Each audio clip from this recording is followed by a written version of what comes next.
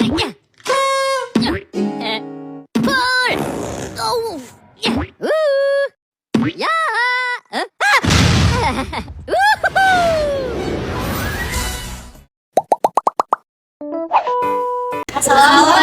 warahmatullahi wabarakatuh. Perkenalkan, kami dari SMK Taruna Terpadu 3, kelas 10 KPR 5, ingin mempresentasikan sejarah Kerajaan Mataram. Kenalkan, nama saya Fatimah Zahra. Kenalkan, nama saya Citra Iskandar. Kenalkan, nama saya Ayu Yusni Waida. Kenalkan, nama saya Tia Aisyah. Kenalkan, nama saya Cinta Rizkia. Hai, aku di sini akan menjelaskan apa struktur sosial dan apa kehidupan sehari-hari masyarakat pada masa Kerajaan Mataram. Ketika kita membahas masa kejayaan Kerajaan Mataram, tentu kita akan melihat bahwa struktur sosial pada masa itu sangat kompleks. Puncaknya yaitu raja sebagai pemimpin tertinggi Kerajaan Mataram, diikuti dengan aristokrasi dan bangsawan di bawahnya. Peran agama Hindu-Buddha juga sangat penting, dengan pendeta yang memiliki otoritas spiritual. Rakyat jelata, terutama para petani, membuat kelompok terbesar masyarakat pada masa itu. Mereka bertanggung jawab atas produksi pangan dan pertanian.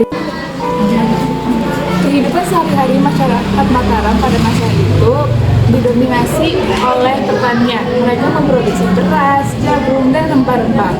Kerajaan ini juga sangat terkenal karena perdagangan internasional yang sangat kuat dengan negara India dan Tiongkok. Kita dapat melihat perkembangan pesat seni dan arsitektur pada masa itu. Contohnya seperti Candi dan Candi yang masih mengumpul hingga saat ini.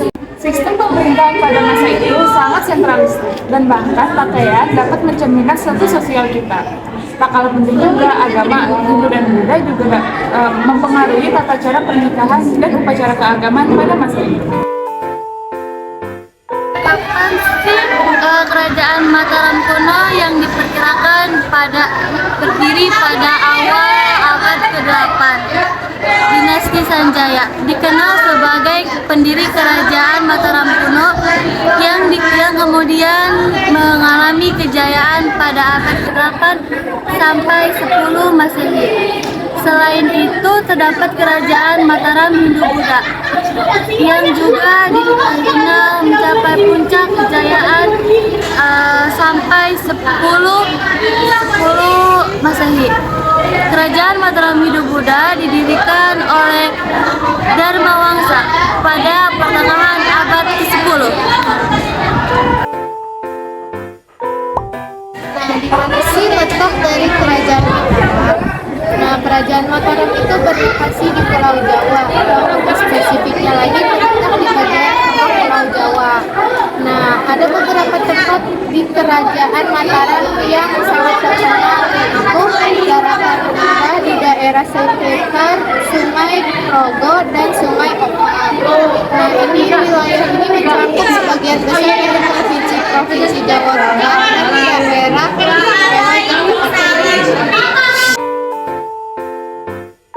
Di sini akan memberitahu siapa saja raja-raja Kerajaan Mataram pada saat itu. Yang pertama, ada Raja Sanjaya. Dia adalah raja yang mendirikan dinasti Sanjaya, dan dia juga yang membawa Kerajaan Mataram kepada masa awal kejayaannya. Yang kedua, ada Rakai Pikatan. Dia adalah raja yang memimpin selama masa ekspansi. Yang ketiga, ada Raja Dia Balitung. Dia adalah pemimpin yang sangat bijaksana dan penyokong dalam seni. Yang keempat, ada Raja Dharma Wangsa. Dia adalah raja yang memimpin selama masa ekspansi wilayah. Yang kelima, ada Raja Erlangga. Dia adalah raja yang membawa kedamaian dan kemakmuran di Jawa Timur setelah Jawa Timur memisahkan diri dari Kerajaan Mataram. Halo, di sini saya akan menjelaskan kenapa Kerajaan Mataram bisa berkembang pesat. Yang pertama, karena kepemimpinan yang kuat. Di bawah para Raja Mataram seperti Raja Sanjaya dan Dia Belitung, mereka mampu mempersatukan wilayah dan memimpin secara tegas. Lalu yang kedua, karena ekstensitas wilayah. Kerajaan Mataram aktif dengan memperluas wilayah-wilayahnya, termasuk penduduk wilayah-wilayah penting di Jawa. Ini membantu meningkatkan kekuasaan dan pengaruhnya. Lalu yang ketiga ada agama Hindu-Buddha. Agama Hindu-Buddha adalah agama utama yang didukung dan diakui oleh wilayah tersebut. Agama ini memberikan kerangka moral dan juga stabilitas sosial. Lalu yang terakhir ada perdagangan, di mana Kerajaan Mataram menjalin hubungan perdagangan yang kuat dengan India dan Tiongkok, sehingga membantu pertumbuhan ekonominya. Lalu kenapa ya Kerajaan Mataram bisa runtuh? Kerajaan Mataram bisa runtuh karena ada penyebabnya. Yang pertama karena serangan dari Kerajaan Sriwijaya. Kerajaan Sriwijaya mampu menaklukkan Kerajaan Mataram dan mengakhiri dominasi. Lalu yang kedua perubahan agama, yaitu peningkatan agama Islam di wilayah tersebut mempengaruhi perubahan sosial dan politik. Dan agama Islam menggantikan agama Hindu-Buddha menjadi agama utama di wilayah itu. Lalu yang ketiga adanya konflik internal keluarga kerajaan dan faksi kepemimpinan yang dapat melemahkan stabilitas politik kerajaan. Lalu yang terakhir adanya penurunan perdagangan. Penurunan perdagangan dan kemunduran ekonomi dapat berdampak negatif pada stabilitas dan kekuatan kerajaan. Saya akan menjelaskan bagaimana kondisi politik pada masa Kerajaan Mataram kuno. Kerajaan Mataram kuno berlangsung pada awal abad ke-8 hingga abad ke-10. Pada masa ini terkenal dengan sistem pemerintahan yang sentralistik, di mana raja merupakan pemimpin tertinggi. Lalu terjadinya ekspansi wilayah dan terjadinya peralihan agama, yaitu dari agama Hindu-Buddha ke agama Islam. Aku di sini akan menjelaskan bagaimana keadaan ekonomi Kerajaan Mataram pada saat itu.